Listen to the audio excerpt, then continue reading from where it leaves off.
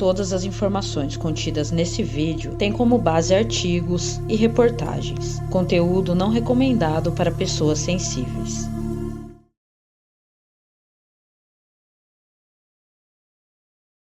Jennifer Aparecida Costa dos Santos, de 12 anos, era filha adotiva da diarista Alaide Reis Oliveira e do carroceiro Aparício Juvencio Barreto de Oliveira. Descrita por colegas e professores como uma menina pacata e tranquila, Jennifer destacava-se como uma excelente aluna. Ela tinha um forte vínculo com sua irmã mais velha, Fernanda Patrícia dos Santos, que era mãe de um bebê chamado Leandro, que na época dos acontecimentos tinha apenas 6 meses. A família havia se mudado há 3 meses para uma casa modesta na rua Padre Nilo, no bairro Canaã, em Uberlândia, no Triângulo Mineiro. Como o imóvel estava desocupado, o proprietário decidiu ceder a residência à família para evitar invasões. A mudança foi facilitada pelo irmão de Luismar Balbino da Silva, amigo da família, que ajudou na negociação. A energia elétrica e a água da casa eram fornecidas pela vizinha Efigênia Guimarães Pena Balbino da Silva, que por sua vez era nora de Luismar. A família contribuía com parte das contas, estabelecendo uma relação de apoio e colaboração entre vizinhos. Efigênia tinha 34 anos, era a caçula de 4 irmãos e havia se tornado órfã de mãe ainda jovem. Ela trabalhava como promotora de vendas, embora também dizia que era técnica em segurança do trabalho, tendo experiência anterior como funcionária em uma indústria do setor de alimentos, além de ter trabalhado em um clube de Uberlândia. Efigênia passou por uma cirurgia plástica para a implantação de uma prótese de silicone nos glúteos, mas o procedimento causou complicações, afetando seu nervo ciático e resultando em dificuldades de movimento em uma das pernas, o que a levava a mancar. Desde então, fazia sessões diárias de fisioterapia para melhorar sua mobilidade. Efigênia era mãe de 4 filhos, frutos de seus 2 primeiros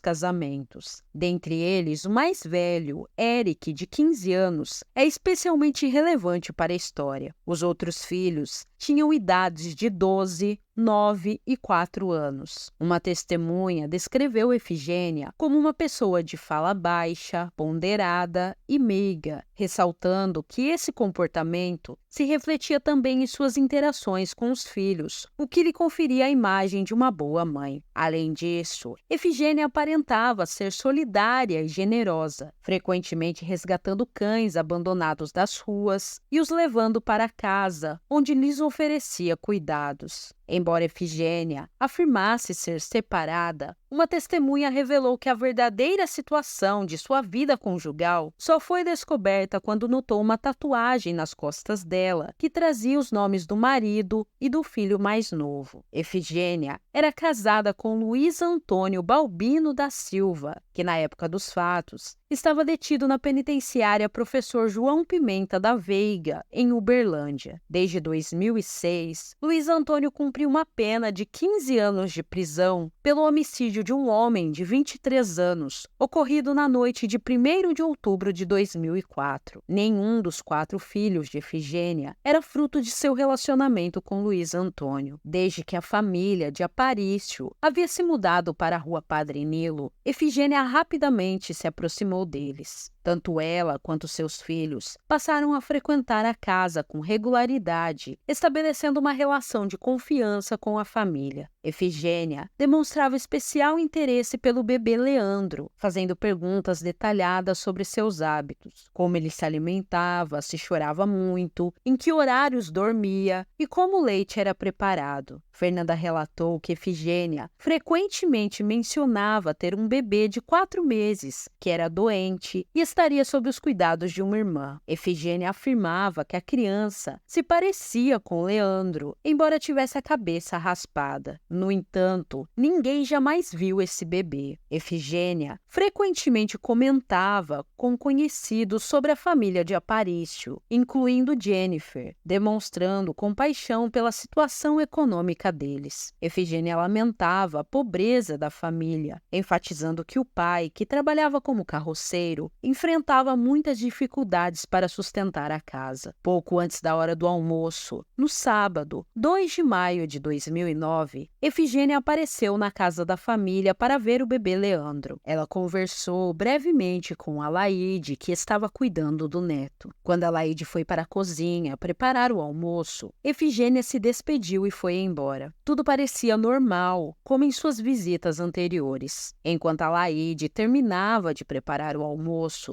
Jennifer estava na sala com Leandro no colo. Momentos depois, ela avisou a mãe que iria à casa de Efigênia, o que não parecia fora do comum, já que a vizinha tinha se tornado próxima da família. Quando Alaide foi chamar a filha para almoçar, percebeu que tanto Jennifer quanto o neto haviam sumido. Preocupada, ela foi até a casa de Efigênia e tocou o interfone. O filho mais novo de Efigênia atendeu, informando que a mãe havia saído e levado a chave da casa, sem saber dizer se ela tinha saído com Jennifer e o bebê. Alaide ainda tentou ligar várias vezes para o celular de Efigênia, mas não conseguiu contato. Efigênia retornou para casa por volta das 23 horas e negou estar com as crianças. A partir desse momento, começou a consolar a família, demonstrando preocupação com o desaparecimento. Por volta da 00:30 do domingo, 3 de maio, a polícia militar foi acionada e compareceu à residência da família. Alaide relatou que sua filha, Jennifer, de 12 anos, e seu neto, um bebê de apenas 6 meses, haviam desaparecido por volta do meio-dia, quando Jennifer estava na frente de casa segurando o sobrinho no colo. Cerca de 12 horas depois, por volta de 00:43 do mesmo domingo, Fernanda registrou uma nova ocorrência, informando o desaparecimento do filho e da irmã. Ela descreveu que o bebê estava vestido com um moletom azul de capuz e tinha uma mancha branca em um dos ombros. Mais tarde, por volta das 23h20 do mesmo dia, uma moradora do bairro Tubalina ouviu o choro de um bebê vindo do jardim em frente à sua casa. Ao investigar, ela encontrou o bebê completamente despido, com leves ferimentos e a cabeça raspada. Imediatamente, a mulher acionou a polícia. A criança foi rapidamente reconhecida pela família e levada ao Hospital de Clínicas da Universidade Federal de Uberlândia para receber cuidados médicos.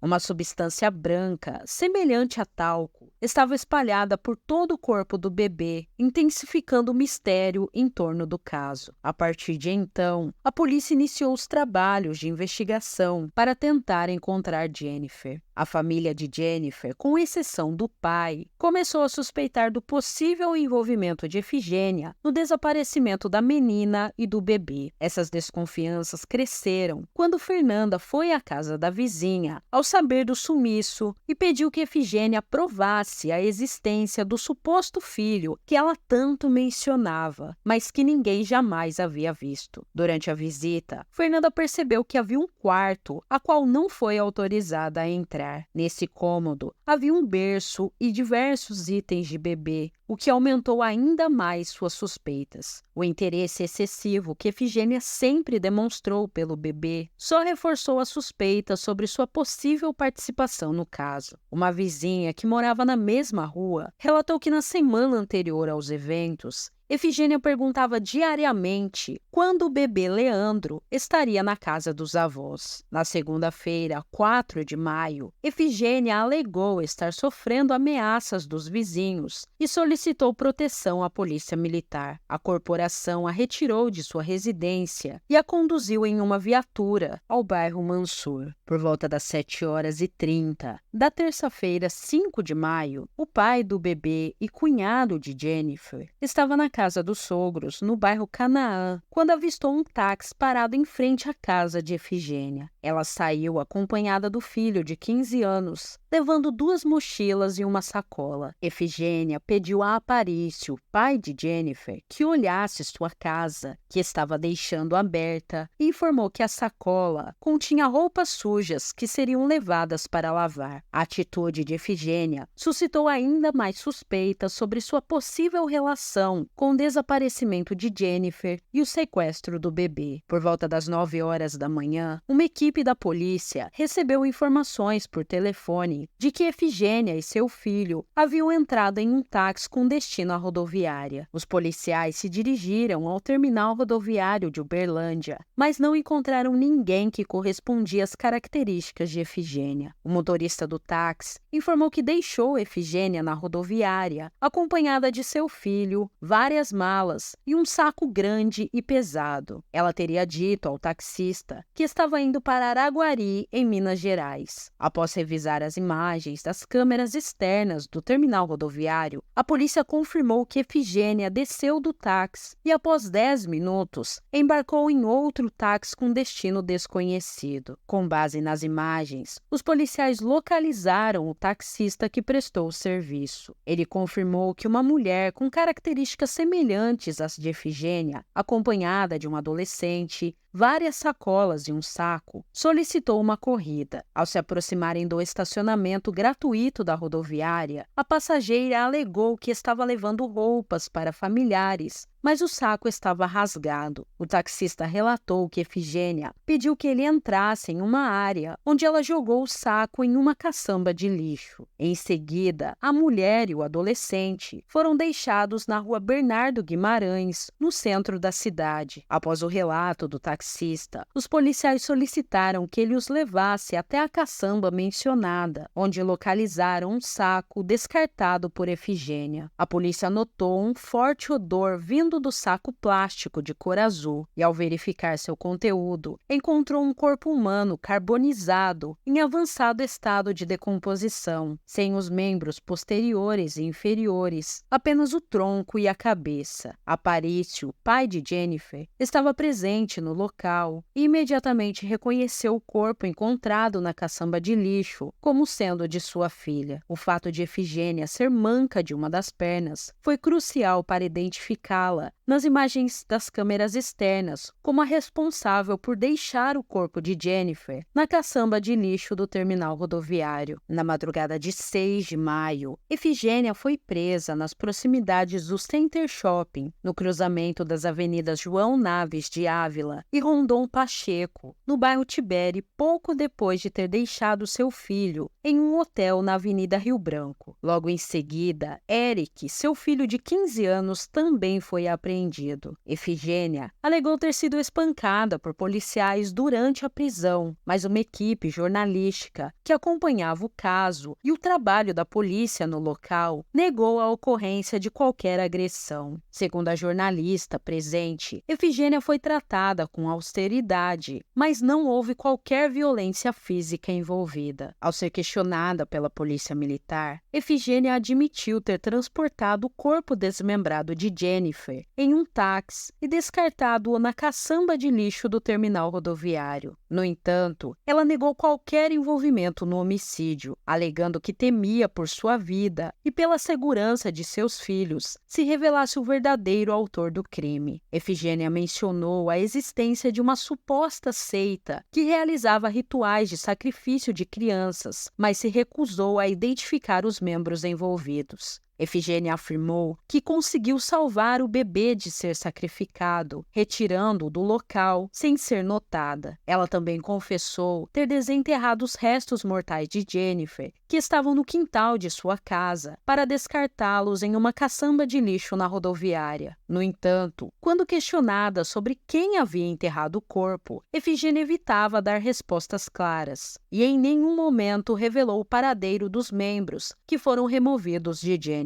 Jennifer foi sepultada na manhã do dia 6 de maio no cemitério Campo do Bom Pastor, localizado no bairro Planalto. No entanto, apenas a cabeça e o tronco foram enterrados, já que os braços e as pernas ainda não haviam sido encontrados. Dezenas de familiares e amigos compareceram para prestar suas últimas homenagens. A mãe de Jennifer, profundamente abalada, desmaiou várias vezes durante a cerimônia. Segundo o depoimento de Eric, filho de Efigênia, a delegada titular da Delegacia de Proteção à Criança e ao Adolescente, Lia Valek, na segunda-feira, 4 de maio, sua mãe confessou que havia matado Jennifer, sem explicar o motivo. A revelação gerou uma discussão entre os dois e Eric decidiu dormir no sofá naquela noite. No dia seguinte, sua mãe o acordou pedindo que ele arrumasse algumas roupas em uma mochila, pois iriam viajar para Araguari. Sem demora, ele preparou tudo, pois já havia um táxi aguardando na porta da casa. Ao chegarem na rodoviária, pegaram outro táxi e, em determinado momento, ao se aproximarem de uma lixeira, Efigênia instruiu o filho a descartar uma sacola com roupas. Eric notou que a sacola estava mais pesada do que o esperado e suspeitou que não continha apenas roupas. Chegou a considerar a possibilidade de que fosse o corpo de Jennifer, mas preferiu não questionar. Eric negou qualquer participação no homicídio e relatou que sua mãe mencionou ter jogado algo em uma caixa de gordura com tampa de concreto situada no Parque do Sabiá. Ele afirmou à delegada que Efigênia teria ido ao parque na segunda-feira, 4 de maio. Após prestar depoimento, Eric foi entregue aos cuidados do Conselho Tutelar. Um grande contingente de policiais e bombeiros, seguindo as indicações do filho de Efigênia, iniciou as buscas pelos restos mortais de Jennifer no Parque do Sabiá. Os policiais civis e militares vasculharam o parque até que por volta das 13 horas do dia 6 de maio, localizaram os braços da menina em um bueiro ao lado de uma das lagoas. Devido ao peso da tampa, foram necessários 4 homens para erguê-la. Dentro do bueiro, encontraram um saco plástico contendo os braços, que foram recolhidos pela perícia. Durante toda a tarde, agentes das polícias civil e militar, junto com bombeiros, continuaram as buscas pelas demais partes do corpo, incluindo nos lagos da região, mas nada foi encontrado. No quintal da casa de Efigênia, a polícia encontrou uma cova de aproximadamente 80 centímetros de largura e 30 centímetros de profundidade, com restos de cabelos humanos ao redor. Isso levantou suspeitas de que a morte de Jennifer e seu enterro no local ocorreram no sábado 2 de maio. Efigênia confessou à polícia ter descartado o tronco e a cabeça de Jennifer em uma caçamba de lixo e os braços em um bueiro no Parque do Sabiá, mas negou ser a autora do crime e não revelou o destino das pernas da menina. Na casa, também foram encontradas cartas trocadas entre Efigênia e Luiz Antônio. Nessas cartas, ele perguntava sobre o estado de saúde de um bebê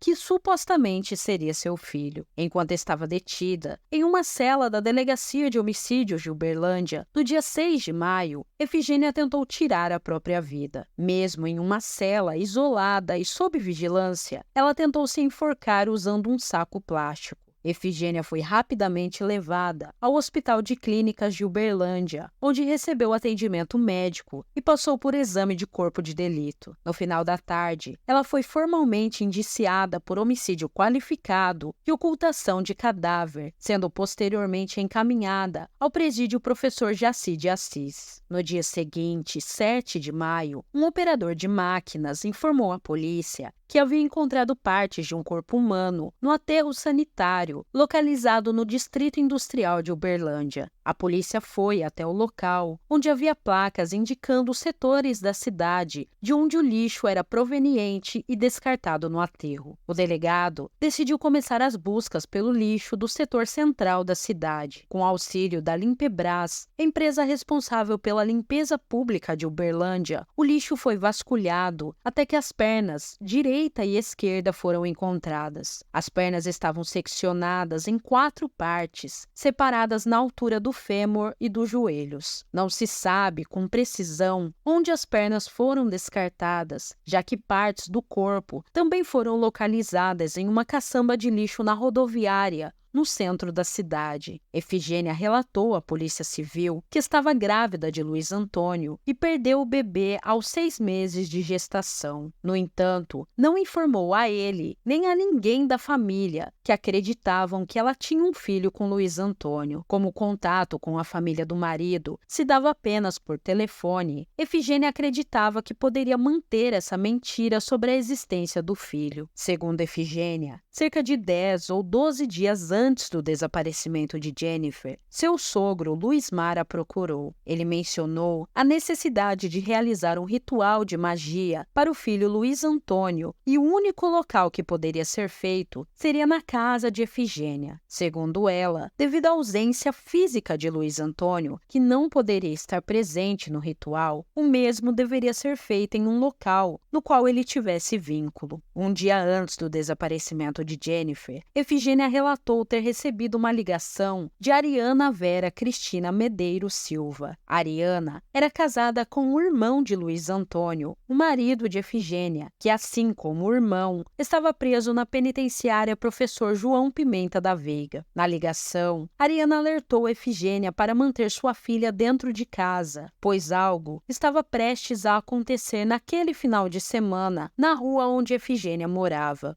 Em 1º de maio, Efigênia recebeu uma ligação de Luiz Antônio, que usava um celular dentro do presídio. Durante a conversa, ele confirmou que havia pedido a Ariana para passar o recado a ela. Efigênia contou que, devido aos recados que recebeu, acreditava que algo ruim aconteceria perto de sua casa. Ela tinha conhecimento de que os rituais realizados pela família do marido envolviam sacrifícios humanos e desconfiava que alguém poderia morrer. Efigênia afirmou que havia criado um vínculo de amizade com a família de Jennifer e, como de costume, foi até a casa dos vizinhos para ver o bebê antes do desaparecimento das crianças. Efigênia relatou que no sábado, 2 de maio, encontrou Jennifer com um bebê no colo na porta de casa. Durante a conversa, Efigênia pediu à menina que calçasse um par de chinelos, mas Jennifer se negou, pois sabia que se entrasse em casa, teria que ajudar a mãe com os afazeres domésticos. Efigênia disse que se despediu de Jennifer e foi para o ponto de ônibus, mas logo voltou para onde a menina estava para avisar que iria comprar lenços umedecidos que o sobrinho dela precisava. Nesse momento, Jennifer entregou o bebê a Efigênia, que então retornou para o ponto de ônibus com o menino nos braços. Enquanto aguardava o ônibus, Efigênia foi abordada por uma pessoa conhecida como Zé Babão, que a convidou a entrar em seu carro. Ele seguiu em direção ao bairro Morada Nova. Durante o trajeto, Efigênia aproveitou para ligar para Hilda, irmã de seu marido e filha de Luiz Mar, informando que estava levando o filho que teria com Luiz Antônio. Antes, Efigênia relatou que Zé Babão raspou a cabeça da criança e trocou sua roupa. Após dispensar Zé Babão, a cunhada sugeriu que levassem o bebê até a casa da sogra de Efigênia. Durante a visita, Efigênia fez questão de pedir à sogra e à cunhada que não contassem nada a Luiz Mar ou Luiz Antônio sobre a presença da criança. Após conversar com a sogra e a cunhada, Efigênia retornou para a casa de ônibus, deixando o bebê sob os cuidados da cunhada. Ela justificou essa decisão, afirmando que desejava garantir que a criança estivesse em um local seguro. Ao chegar em casa, Alaide perguntou a Efigênia se ela estava com Jennifer. Efigênia garantiu que não sairia de casa com a filha dela sem avisar e explicou que quando saiu, tanto Jennifer quanto o bebê estavam na porta de casa. Depois, Efigênia sugeriu que a família chamasse a polícia militar e registrasse um boletim de ocorrência. Diante dos acontecimentos, Efigênia refletiu que se Jennifer não estava em lugar nenhum, era porque algo realmente havia acontecido com ela. Assim, ligou para 190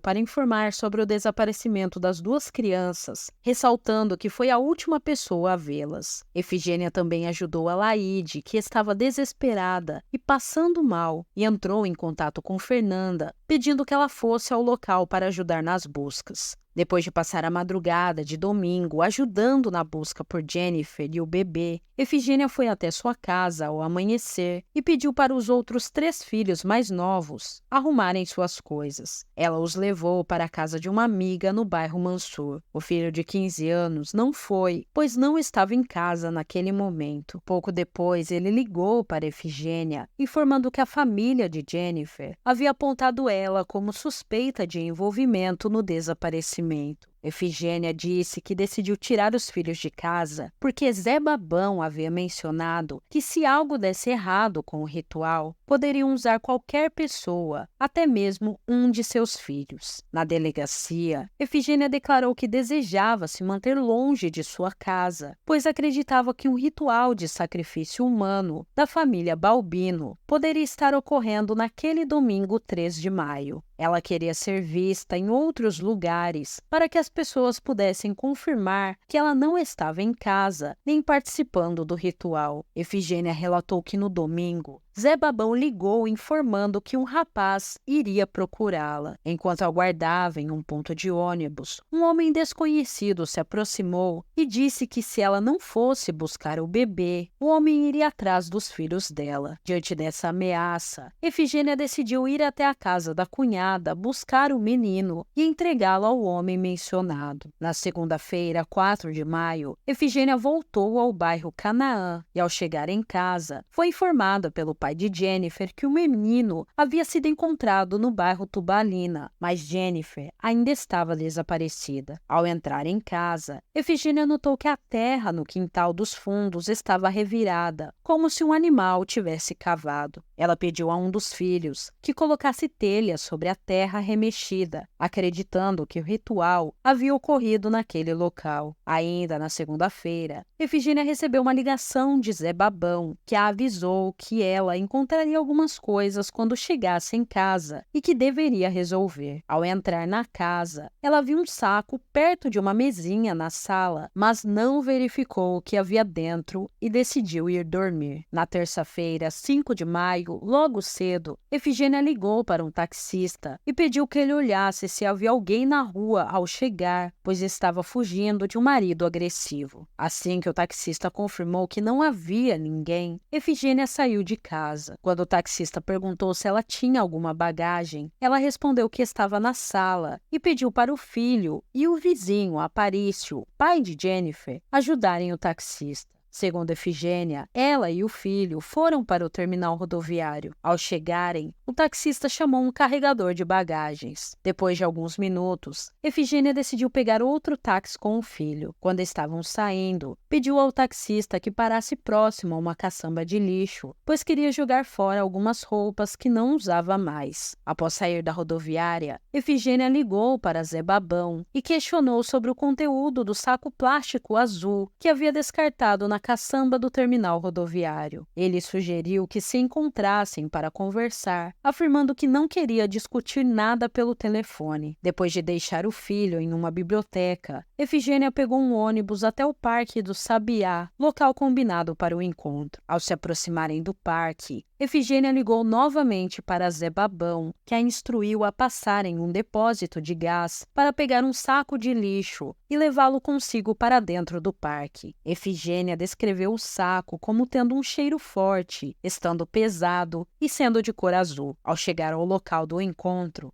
Zé Babão disse que deixaria o saco em um bueiro do parque, mas Efigênia não conseguiu identificar a localização exata do bueiro. Por fim, Efigênia encerrou seu depoimento, afirmando que sempre foi coagida a atender aos desejos da família Balbino por meio de ameaças e agressões. Ela relatou que todos a ameaçavam, incluindo seus filhos, com ameaças de morte, e que Luismar ia além, exercendo agressões físicas. Efigênia ressaltou que, por ter conhecimento das atividades da família do marido, não teve outra alternativa senão seguir as instruções que havia detalhado em seu depoimento. Durante as investigações, a Polícia Civil identificou Benedito Augusto Rodrigues da Silva, de 47 anos, como sendo a pessoa que levou Efigênia para entregar o bebê sequestrado na casa da cunhada. Após ser presa, Efigênia informou à polícia que havia sido Zé Babão quem a acompanhou, mas na delegacia, a cunhada reconheceu Benedito como a pessoa que esteve com Efigênia. Considerando os indícios de autoria em desfavor de Benedito, sua prisão temporária foi decretada em 11 de maio. Benedito e Efigênia já haviam tido um relacionamento anterior, além de trabalharem juntos e serem vizinhos no bairro Canaã. Ao depor, Benedito relatou que no sábado, 2 de maio, Efigênia ligou para ele por volta das 13h30, pedindo que a buscasse em casa. Como estava ocupado, Benedito não pôde atender ao pedido, mas por volta das 15h30, Efigênia chegou à sua residência de táxi, segurando um bebê no colo. Após dar mamadeira para a criança, Efigênia pediu a Benedito um aparelho de barbear, alegando que pretendia raspar a cabeça do menino. Efigênia teria feito isso para que o bebê ficasse com a aparência de uma criança mais nova. Benedito afirmou que a última vez que viu Efigênia, antes da prisão, foi no início da noite de sábado, quando a levou junto com um bebê para encontrar a cunhada dela. Benedito negou qualquer participação